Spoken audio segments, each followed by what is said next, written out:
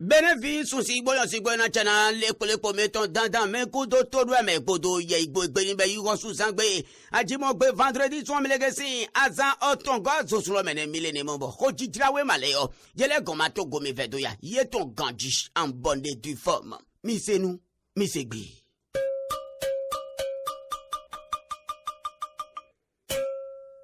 mi c'est nous mi c'est gbi. Oh, dijalawe male. Oh, mo ede ton le. Kele unton. Na sene milene. Mi se nou, mi se be. Éliminatoire mondial Qatar 2022. Le Bénin victorieux du Madagascar 1-0. Les écureuils prennent la tête du groupe J. Bénévier, Amagi Pondomuno, Agbo, Moni Bay Barea, do Madagascar, ton léon, Yepoto écureuil do Anclole, Yedoro ballon do etre, Bay do Mondo, Balou Moni Bay, Bello Meton, Yendona Godo 2022, na do Pondo Mondo, Melegani na Noemeya, Maou Badje, Eine Madagascar si mele, bon, au Bénin Tomito écureuil, et ma croye sane goa actualité dans mon information ne bon ye dona nana le pour miton gadi sande mo jedo et de grado ekira miton e gbedo nu koya en bande du fama e ko Madagascar le jegbiun on dia gole po do domena e gbangban e genyo ye dona gba jemene amaloni do gi po ndam information de ko didrawe masupole ye wona gadi sande mo jedo Béninois libéré nea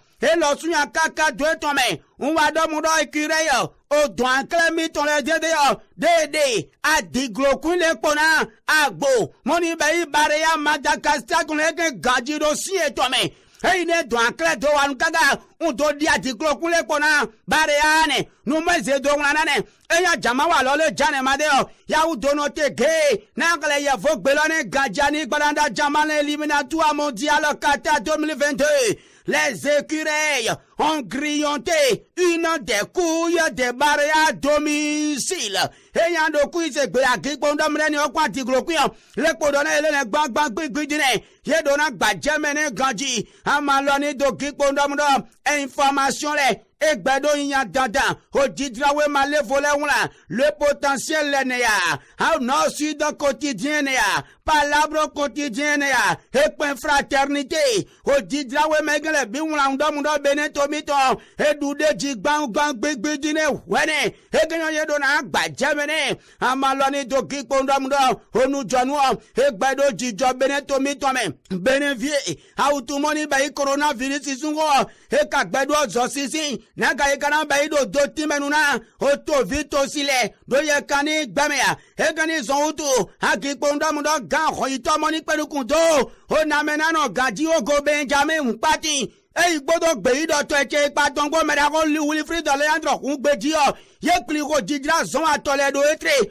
on timen na dogbon onu moni do dido do utu moni be kron rigo dogbon trala ono basi oko mono jijoda mundo groupe sanguin kete jivia on ti sepa on ti wa oto yo hey ne wa gbaji wa do ne on wa do mundo olomo ji ore de yo ye ni ma do mundo kete jivi me mono ndo do réseaux sociaux le jile yo le ni ma do to eno eji le o vaccin de mandonde wa emende on dogbon do kete wa nuge wa egani so utu o mi de ji domingo on de ji domingo jingi do mundo mi unya gbo no ba mi ton o ani anu lepo de mon na zombo mi ni donu egbe gbangban de yo e ine be yo nomba moni be yi auto coronavirus ton gene ji la presse du jour mon ton egbe yo et en kaka de tomé on y a des takutona gaji et y en a gbelojane et faut que des mois des dont il y a monté de cas de Covid-19 avec des morts subites au Bénin. le vaccin, l'accélération pour survivre. Et gagnons vaccin le jan, milenagbo, ouais, donne bé, et y a des bé, auto coronavirus ne, et check pick pas benetro ton agbaji, undo ganji boko didrawe maleo, ye kenu pa dego, o didrawe masu pomo, ye kenu pa dego ganji, ye gbe kenu pa dogo susugo, do, etre de mo expliquer, kakabo la lupe, de mo ton wegbe, e wado mudo en, mele de mudo ye do ye nasun, oh, amisa ole, ye manak bedo mudo misa ole ye ni swamo, ye nuda misa e ton beyi, ye karan beyi a misa e ton, ye moni beyi a gungale ye dona ve, e me moni beyi a gunvile do mudo ye ni agbo, on nomba e ton e ji, un sende mo e jedo, Leandro un beji e doni gang bigbidi, do ye kani gbame la lupe informo ton do e gbe e ya do ton me gwagba. Ngoyando Gadjana Golojane mesure contre la persistance de la COVID-19. Les lieux de culte toujours ouverts. Les responsables religieux mentionnés. Le gouvernement les invite à sensibiliser leurs fidèles à se faire vacciner. Amamoye faut que de moi toi et de la gungale walande bo. Yena ya udodona gunvie ton le domudo. Yeni ya gwonon ba eton gadi sende mo jedo. Yeka hen yeni do misa eton ba gbang gbigbi dine. E gnon ye dona gbajeme. Amon le po mi ton milani doro do mona gadi pen la nation mo ton do egbe o. E yan kaka de ton me. O yan kenu pa de go gbang gbigbi do mo. Oni gbe o e gboni nu goji. E check pipa e gbete gbon no dogbi gbo to vito sile ba ele na do gbajemene amaloni do gigbo ndomdo onu jonu e gbedo jijo benevie e mi autu coronavirus wo do mileya ama gigbo ndomdo oni se fa Dieu donner so gloire ye do sinadi do 11 septembre prochain si e gene so to lo do le ko beneto mi to me benevie de mega le ko go beneto mi to me de ye teste to koma ye teste to gbe gado autu coronavirus ya aya auto gigbo ndomdo ni se fa o Dieu donner so gloire de et déclaré positif au coronavirus jera muda be autu coronavirus eji le mo be test ni ye mo autu coronavirus e do na meni gbang gbegbe dine la mani mo amo info matin de mo tondo egbe e la kaka do to me unyande takutona ganjana gbelojane e fo gbe de mo le de se do na edie mo à quelques jours des obsèques de son épouse ni se fa so gloire déclaré positif au coronavirus. Oh, voyons, et yé on a do wewe ton du ganji, ben dona gbajemene, amaloni do gikbondamdo, onu janu, e bedo jijo, e wanyanu kondo kontra medomdo, de mega chigboni de deo, beli adi vinayon so glola, ne lokado nawado ya, e dona gogene ya, abie madona gowane ya, onu genyo, e be inde do bu drone medicine wadi ganji sende mo jedo, e wado mi modomodo, ole adi vinayon so glola de deo, e do dogbi gbogbodo, obudidi bodi chenchen ji, e dekredo mude bavo, da ya tome wane, on obsèque de Rosine Soglo, les adi vinayon soglo entre courage et peur, ye dona gbajemene, amaloni do kikondamdo, onu janwa, e gbedo jijodo beneto mi tome dantan sende mo jedo benevie, information kado ti tomba ye madone wa, amadona giamo, le matin, de motondo e gbeo, e wado di dodo mudo de yamagido talon do mudo, ye na zenyon sile doajo, sende mo jedo ya,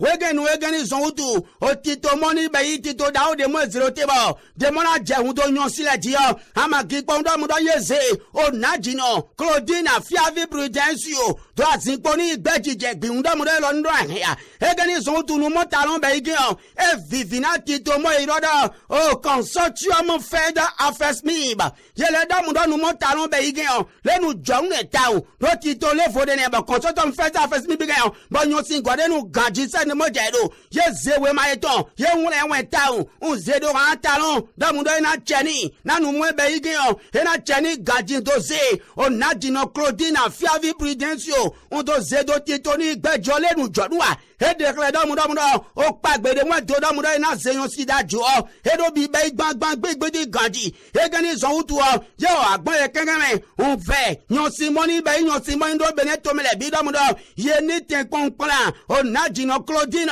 a fiavi prudensio do dadabo, o zonton de mwen zeyon, ni do nyanu kon jetsen de mwen jedo, un miye nyon sileo, mi do na klen do ganji, a gikpon do mundo najino, de mwen ilo do raimata, o Jibril Moriba, e igbodo Philippe ba iveta bo yelani ba Ghana tito money ba ya first mi bidonge gaji yeni una ma doro ni do un doro gbe parantalon we do ado takunda gbosin gbe na najino Claudine fiavi prudentio dada un le matin mo tondo egbe o elo ni una ana gbelo jane e fo gbe de mo de zedo wana le do na gba Germany gaji nomination de bravo dame dans l'administration de l'INF au Bénin. La consortium FEDAFES MIB exprime sa gratitude à talent et félicite Prudencio. Oui, les autres, les femmes, a accompagné l'Institut national de la femme. Et que nous donnons Badjame. Et là, on a gardé Kanupa Dego. Ma guido Zoro Wiwaya. O Zoga Wado Banta Singala Medeo. Trokunde Mondo Djagyan. Et Madobu, et Bledo. O Banta Singala Mesanegoa. La Simen Fomo Tondo Egbeo. Et l'on y a deux tomes d'homme d'or. Trokunde Mondo Djagyan. O Tongolo Gigo. O Zomewe ton Léon. Do John Ibo. Et des pas nous soit gagné Djagbiou. O nous moni be ye gré tongale. Bado Grenea. Et te Grenea. C'est Kavounia Grenea. O toi Ibile Pok Pak Patayan Bi. En bonne du femme. Oui, mon mille le TDA. To vite aussi. Moni Bayi. O Bante ton Léon. O Cloro Do et le dans au secours gouvernement. Nani wa secours na mieji. O nundo Bible. Do. O Bante Sintolome Gadi drama au Kuta. Au sein de la commune de Bante, une pluie diluvienne occasionne la description de plusieurs ménages. Et vous demandez la sim info zedonglana. Et une yedona badjamene. Amaloni do kikpondomdo. Onu januan. Et bado jijo dantansen de mwejedo. Egno yeni ya udodane amaloni do kikpondomdo onu januan egbado jijo benevie o demonando lolegeo e manye de kiku adorona ko amo anamonu kunu jame kikpondomdo nu pachane de gambe nu moni joya dikpondomdo dawedene ozome demona be wedede o do pon gome nu gaga o kwade made siwa egado keke yoyole podo kekele madewa un adomudo enasa o kekelo ejina se fun le o yeni doyon zome do gwe mamo se filale yo mi magajo edondo awa kemekuna iwa eji mega na o kekelo ya ewa zeti toni gbe zero na esi money do komeni esi wa wanu agado mle na o kekelo eji ede ma odogo de wa wege nu esi igbe o ewa sa kekelo na esi 320,000 de mo sa kekelo ama gikpondo wa yikwagen wa jenu wona se fun leji ye mo anya mi se gbede money wa yenge ya yeso kekelo ji aja mi sa me yo e no ja mi sa me no dokuti da gboro ma wa ne yo ama doku ya e pastor e dona meledo ye ni wa do okuna ma weji agido na wege ziolo ya e ziolo ndo ele na doku e aja mi sa me yo e dona pastor mo e ye ru de lo ma uno wa da gboro e dandan je ji e gene zo to ye mo dro na e lo ni ozo fo ba ke wa o kekegelo ye zejo ni gbangban gbigbi ji na we mi ton se kekejo bo de mo mi sa ton pastor se keke asin bo lo gbodo subo yele nzofo un le ko go asinyome eyin do munda be sunse ni igbegado eteni igbedo meyo o si e dozu papa ne o keke son si ene un ya zena pastor da misa o mene bo mele nzofo ne o na nko adona be ido ya reaction de adona do ya ananya si eni igbeson o mene ya abia na do sulun gogo ibo mo lele ni do pone ya ni toro o pone ya o tingo ni ble ya fo e ma inu kiko wa e be chene na ro na ido ibot mini do ami pondamudo lo ya misa npe eye hueno a misa efo gaita paso Martin ajimo kude nupo toji niyan e tani gbenami ho jijalawe male ho mo ede ton le Cléouton ne mi sene mi se nu mi se gbe